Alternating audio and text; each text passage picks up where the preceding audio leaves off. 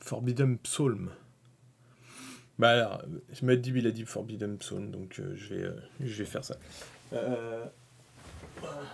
ceux qui n'ont pas vu, Forbidden Psalm, c'est ça. C'est une règle qui a été traduite en français par Alcyon Studio, donc aka Grégoric TV et toute son équipe, que je vais citer, parce qu'on les cite jamais assez. On voit que Grégoric parce qu'il a une chaîne YouTube, mais on voit pas les autres. Donc, ici, Hugo, dit Minus, Pierre-Guy, dit Grégoric, Corentin, dit Copnut, et Cédric, dit Setfox, voilà, qui sont la petite équipe de chez Alcyon Studio qui a permis de retraduire ce bouquin de règles en français. C'est joli, c'est beau, c'est une initiative française qu'il faut soutenir. Et c'est un jeu agnostique pour lequel vous pouvez utiliser n'importe lequel des figurines que vous avez, même si y en a certaines qui sont à l'intérieur qui correspondent à des gammes plus ou moins existantes, comme par exemple le Monstro Livre que j'ai sculpté. Mais sinon, comme je reviens, je l'ai dit en début, mais je reviens au début, ça c'est des pages qui sont utilisables pour tout rôliste, qui se respectent. Et surtout, le livre permet de soit générer votre bande, mais surtout de générer vos monstres. Et ça, c'est trop marrant, ça. Vous voyez, vous avez juste des dés à balancer, et puis vous générez vos monstres. Et donc, potentiellement, vous générez vos conversions, en fait. Vous prenez vous balancez vos dés, vous tombez sur griffes, bah voilà, vous allez chercher des griffes dans votre boîte à rabio, et puis vous vous débrouillez pour bitouiller des monstres. Il y a même du pile ou face, L que corne. Pile ou face avec 2 faces, il faut décider 3 choix. Ça serait une pièce à 3 faces. J'en ai pas. Mais sinon, il y a plein de trucs à faire. On peut même générer sa bande, ça c'est trop marrant.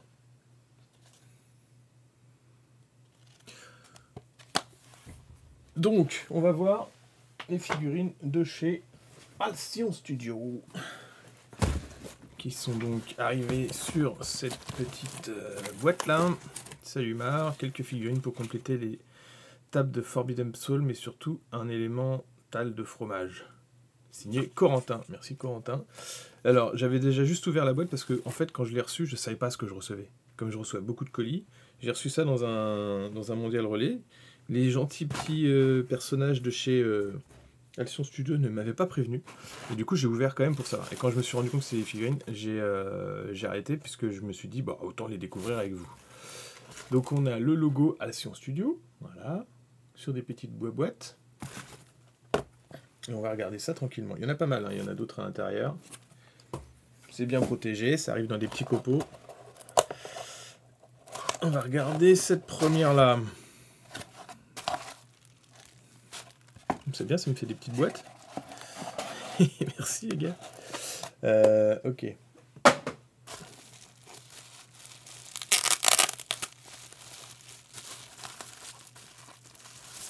Unboxing.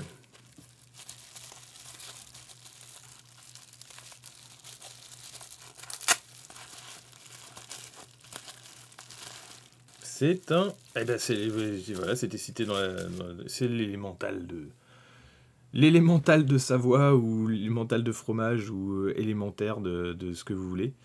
Ça m'a l'air d'être imprimé en 3D. Je connais pas cette résine un petit peu sombre là. Il reste des petits résidus à enlever, mais sinon voilà la créature. Donc on a quelque chose de très magmatique, un peu fondant, coulant. On l'appelle communément l'élémental de Savoie parce que c'est Grégoric sur sa chaîne, il l'a peint comme si c'était une sorte de fondu savoyard qui a mal tourné et qui est sorti de son creuset, si vous voyez ce que je veux dire.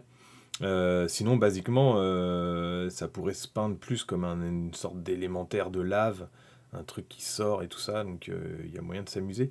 C'est très très sympa comme sculpture un peu coulante comme ça. On a même vous voyez les fils de bave là sur le... Enfin les fils de bave ou de roche fondue ou justement de fromage. C'est très cool. Une sorte de blob comme ça. Donc ça c'est la première, bon, on va voir les autres.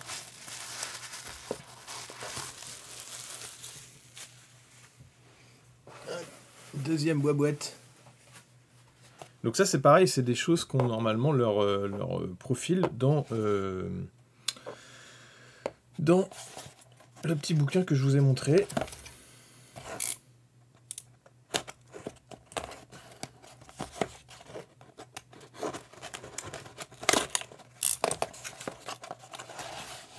Ouh là là! Ah oui. Ça va être une matinée unboxing.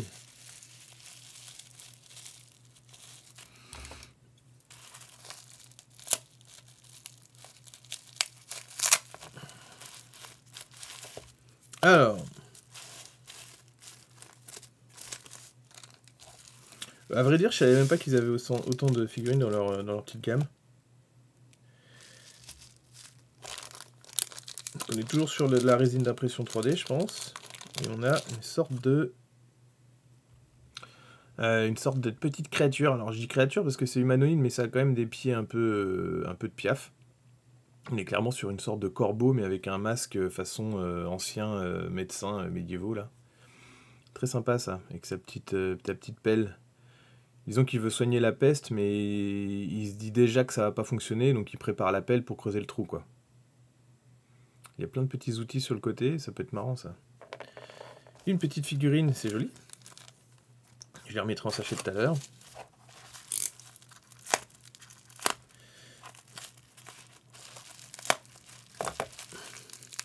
Je verrai si j'aurai le temps d'en peindre. Pour ceux qui savent, il y a plein de tables qui seront disponibles en initiation à Octogone. Et notamment, je pense, des tables Forbidden Soul préparées par Grégoric. Donc si je peux, je me ferai une petite bande, mais j'ai quand même pas mal de choses à faire. D'ici là, est-ce que c'est... Non, c'est pas cassé. C'est pas assemblé. Alors ça, c'est le héros de base, avec sa petite épée.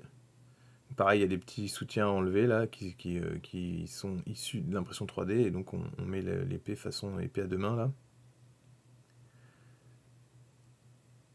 Ça tient presque en place tout seul. Il suffira juste d'un petit point de colle. Un petit héros. On n'a jamais assez des petits héros. Ceux qui crèvent en premier en plus. Le médecin, ouais. Alors. Il coûte plus Scooter là. Ah.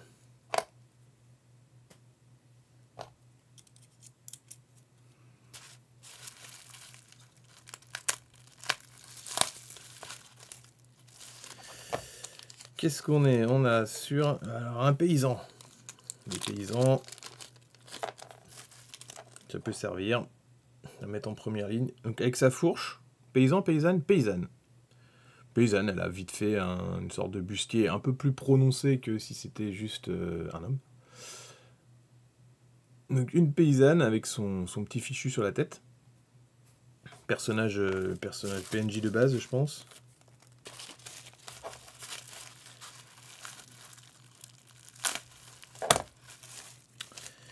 Encore un autre paysan, mais ça peut être bien hein, pour meubler des tables et tout ça, notamment comme en Forbidden Soul, mais aussi, je sais pas moi, Necropolis, et vous avez plein de petits trucs qui peuvent servir pour Mordheim. Tous ces jeux-là, là. Donc là, on a l'espèce de... une sorte de bailli, on va dire. Le mec qui se balade. Ah, il a quand même un sac, donc on va dire non, c'est un explorateur. Il a une masse dans la main et puis sa petite lanterne là, donc ça peut permettre de faire un petit OSL bien sympa qui vient sur le visage et tout. Il est équipé, hein, il a son petit paquetage avec des fioles sous le côté et une dague sur le dessus. Et puis il est assez équipé, il a une sorte de cuirasse. Sympa, c'est pareil, j'ai des petits résidus d'impression à enlever là.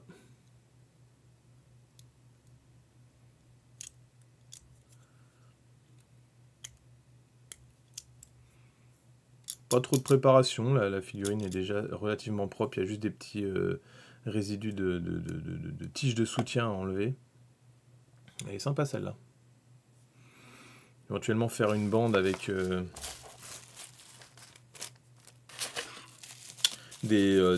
on va dire des humains plus ou moins normaux, ça peut être sympa. Hop, alors ça m'a l'air d'être un truc un peu tentaculaire. Qu'est-ce que c'est? Qu'est-ce que c'est? Donc ça, il y a un petit sac, là. Un petit sac en plus. À mettre sur éventuellement... Et puis là, on a quelque chose qui est une sorte de zombie, mais pris par les champignons. Un peu à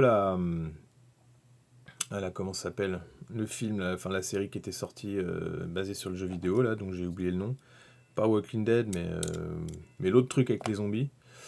Donc voilà, on a des lianes, des tentacules, enfin non, plutôt des lianes, plutôt quelque chose de végétal avec des champignons qui lui poussent sur le dos là. Donc ça, on est dans les méchants ici. Qu'est-ce que je vais avoir d'autre à disposition? Donc, je ferai ma petite sélection là-dedans et ça me permettra de faire une bande. Ah là là, et j'en ai. Hein. Il y a encore une 4e boîte à l'intérieur.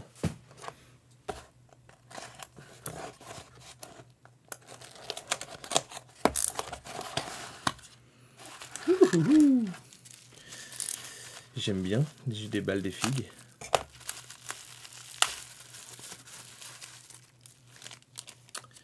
Alors, encore un personnage avec une épée.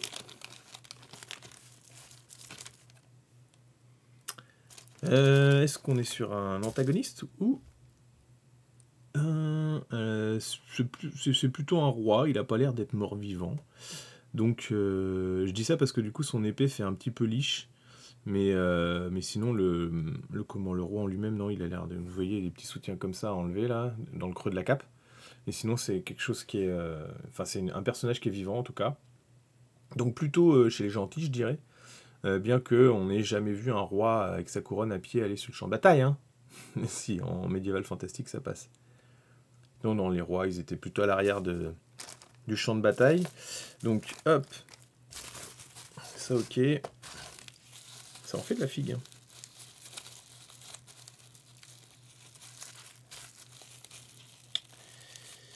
Je trouve pas le bout. Mais non, c'est un barbare. Oh là, ça sent le magos. Là. Non. Ah, c'est un moine. C'est frère Toc. Avec son bâton. Et son menton bien prononcé, pour ne pas dire son goitre. Indiquant qu'il... soit qu'il boit de la bière, soit qu'il est plutôt porté sur la nourriture. Ou les deux.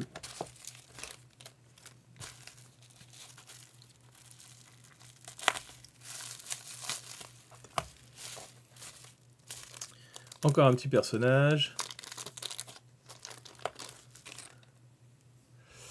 Là, on a Jacouille. Jacouille la fripouille.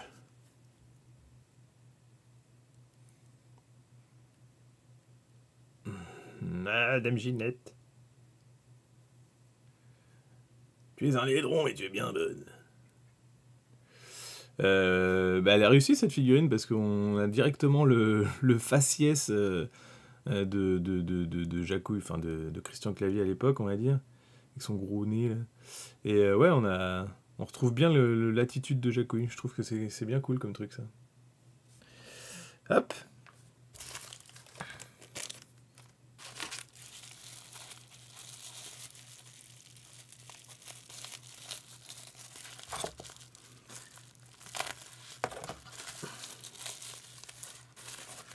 Hop, alors là, un épéiste. Un épéiste façon plus ou moins renaissance. Alors même si son tabard fait très médiéval. Donc grosse épée, hein, presque aussi grande que lui. Et puis à deux mains. Et donc il est en train soit de relever sa visière, mais plutôt de la baisser pour dire « Allez, c'est parti, on va au combat ». Très sympa aussi.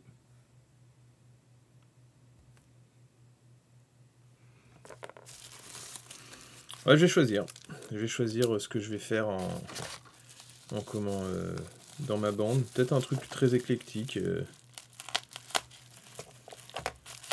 Pourquoi pas le chevalier, son écuyer, un paysan de base. Ça peut être marrant. Là, on a une sorte de fou.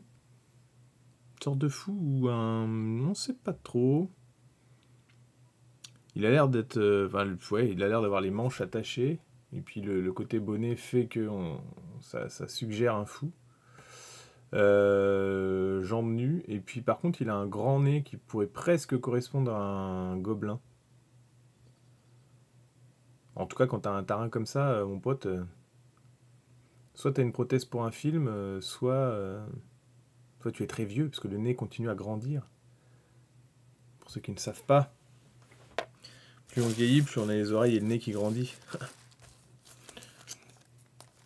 C'est quelle échelle? Ouais, c'est du 28 là. C'est du 28. 28 plus ou moins héroïque, mais clairement là, si je prends un. Allez, on va prendre le Pékin de base, parce que celui-là il est un petit peu petit peut-être. Donc là, je prends le gars, tu vois, on est à. Aux yeux, on est pile à 28.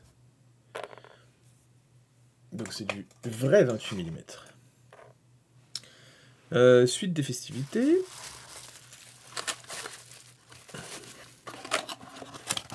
Il y a une dernière boîte, je pense que, sauf si s'il y a un sort magique qui fait que le carton de base est finalement plus profond que sa taille le laisse penser, normalement c'est la dernière boîte.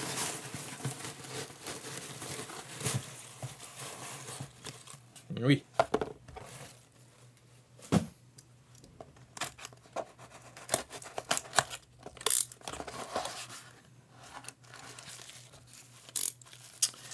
Et bah dis donc, je vais avoir l'embarras du choix, comme on dit.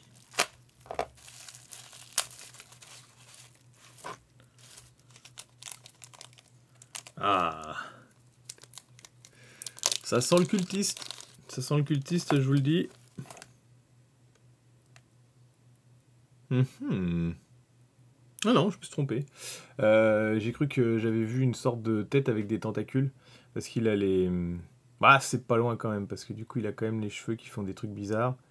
Disons que ça peut être considéré un peu comme les deux, mais il a une sorte de magicien. Bon, il a quand même un crâne dans la main. Mais pourquoi pas, ça pourrait être le magicien de la bande. En train d'effectuer une sorte de rituel plus ou moins sacrificiel avec son couteau brandi. Soit on le peint comme un vieux avec juste juste la barbe et les cheveux. Sauf que les cheveux, le mouvement fait un peu tentaculaire, donc ça pourrait être aussi peint comme un cultiste de Cthulhu, si vous voyez ce que je veux dire. Je vais voir. Celui-là, il m'inspire pas mal, donc je pense qu'il sera dans la bande.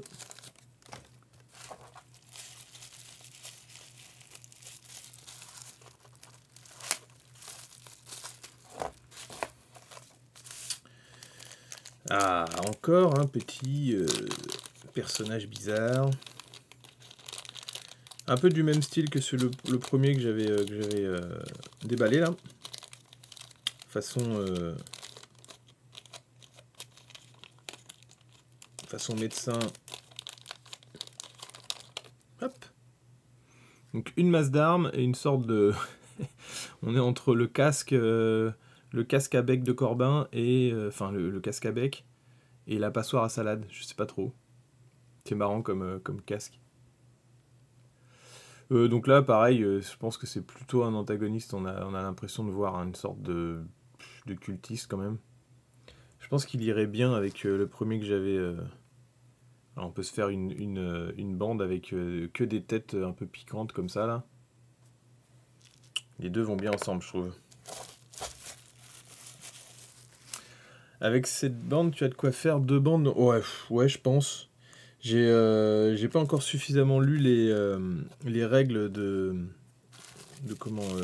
bande pour savoir à combien on joue. Mais honnêtement, je pense que c'est 4 ou 5 figurines max. Donc j'ai peut-être même de quoi faire 3 bandes à mon avis. Largement.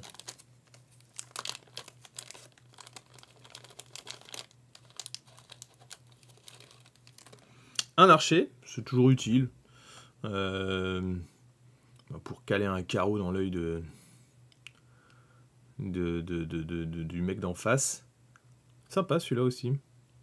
En fait, ils ont des faces qui sont très expressives et dont les traits sont clairement bien faits pour pour le jeu. Là, on est sur de la belle sculpture, dans le sens où des fois, vous avez des très très jolis fichiers 3D sur Internet, mais qui sont absolument pas faits pour être imprimés à cette échelle-là. Vous avez des gens qui sculptent très bien, mais qui font les traits souvent trop fins, et ce qui fait que quand vous les imprimez en 28-30 mm, bah, c'est pas peignable parce qu'en fait les visages sont trop fins. Là, on a des expressivités qui sont très poussées, hein, avec des pommettes bien saillantes, une grosse bouche, des sourcils et un nez. Et ça va très bien se peindre, et on sent donc que la personne qui a sculpté ça est un figuriniste et pas juste un sculpteur 3D. Hop, c'était la petite digression.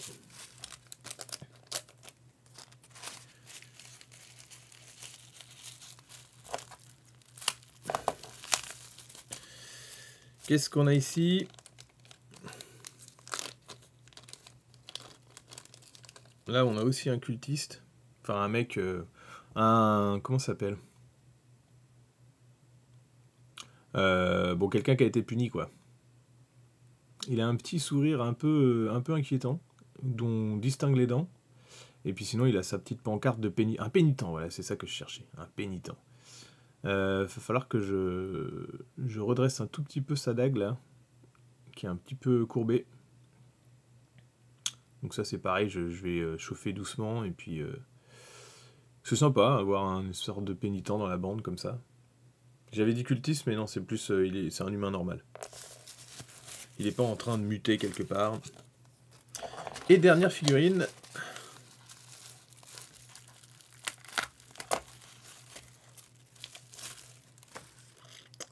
Tac. Ah là, c'est le chef des gens bizarres. C'est le chef de ceux qu'on les masques un peu pointus. On a le magos vraiment un peu bizarre, avec plus ou moins une pointe de cathédrale sur la tête, et toujours cette espèce de passoire à la place de la tête. Et une sorte d'encensoir avec un crâne à l'intérieur. Il y a clairement un effet un peu magique sur ces toges, parce que les mouvements sont très particuliers. Sympa celle-là, mais je pense pas que ça m'inspire particulièrement.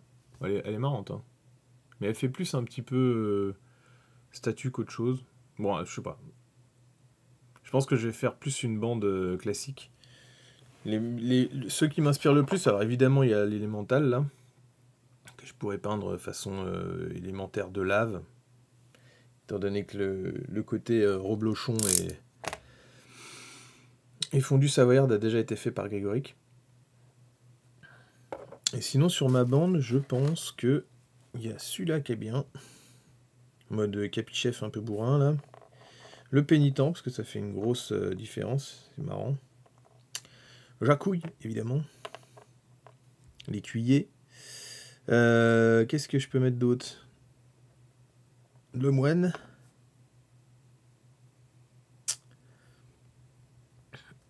Et celui avec sa lampe, là. Ça fait 5. C'est ceux qui m'inspirent le plus. Après, l'archer est pas mal non plus. Ah ouais, j'avais dit celui-là, là. 1, 2, 3, 4, 5, c'est un peu trop, hein. Bon, le moine, on va le laisser. Je vais prendre celui-là, là. Ça serait ma bande, ça. Donc, le chevalier, Jacouille, le petit magos, là, bizarre, un pénitent, et puis un bailli, là. Enfin, un explorateur. Après, sur certaines impressions, tu vois, j'aurais aimé que celui-là, il soit un tout petit peu, légèrement plus grand pour qu'on ait une stature un peu plus haute que le gars de base, surtout que celui-là, il est un peu grossi au niveau des traits, donc du coup, celui-là, il aurait gagné à avoir 1 ou 2 mm de plus. Et puis pareil, celui-là est un peu petit, mais bon, sinon... Les autres, c'est plus, le paladin de base, là, celui-là, il fait très HeroQuest, donc du coup, c'est des choses que j'ai déjà peintes. Le moine, je me dis que ça peut être un truc à garder pour mettre dans un décor médiéval classique. Pareil pour celui-là, le paysan avec la fourche. Les rois, ça m'a jamais inspiré, la royauté, hein, à part sur une guillotine, un peu comme les politiciens français. Et du coup, ouais. Mais les autres sont très très sympas aussi, notamment ces trois-là, là, pour faire une bande un peu bizarre. Celui-là, il est clairement muté parce qu'il a des pattes d'oiseau. Bon, bah, en tout cas, merci beaucoup à Alcyon Studio pour tout ça, parce que du coup, ça me fait de la figurine.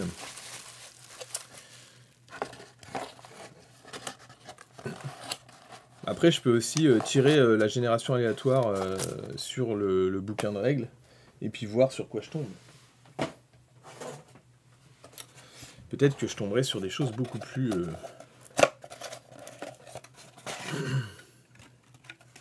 beaucoup plus bizarres. Alors, je range, et puis... je range tranquillement. Je vais me garder les 5 petites qui m'inspirent le plus dans un coin, là.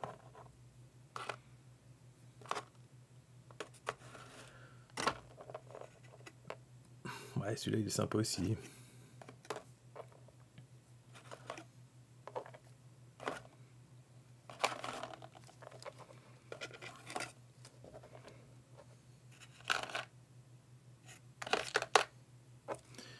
Et l'élémentaire. Élémentaire, mon cher Watson. Ouais.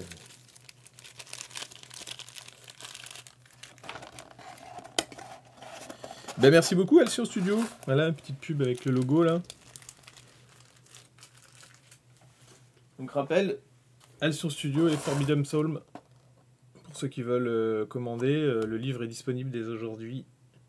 Et c'est un projet sympa. Donc, je vais filer sur la dernière impression 3D que je voulais vous présenter.